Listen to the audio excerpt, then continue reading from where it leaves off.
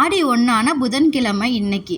மற்ற மாதங்களை விட ஆடி மாதம்னாலே அம்மனுக்கு உகந்தது தான் சொல்லுவாங்க இல்லையா? இந்த மாதம் அம்மனை மட்டும் வழிபடுறது இல்லாமல் குலதெய்வ வழிபாடுக்கு சிறந்ததுன்னே சொல்லலாம்.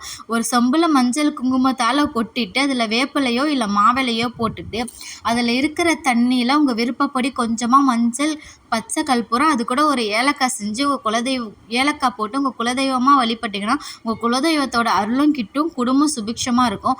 உங்களுக்கு தெரிந்த ஏதாவது மந்திரம் இல்லைன்னா காயத்ரி மந்திரத்தை நீங்கள் துதிக்கும் போது ஓம் பூர்புவஸ்வஹ தத்வவிதுர்வரேண்யம் பர்ஹோ தேவஸ்ய தீமஹி தியோ த்யோனஹ பிரச்சோதயாத். இதோட பொருள் நான் டிஸ்கிரிப்ஷனில் கொடுக்குறேன்.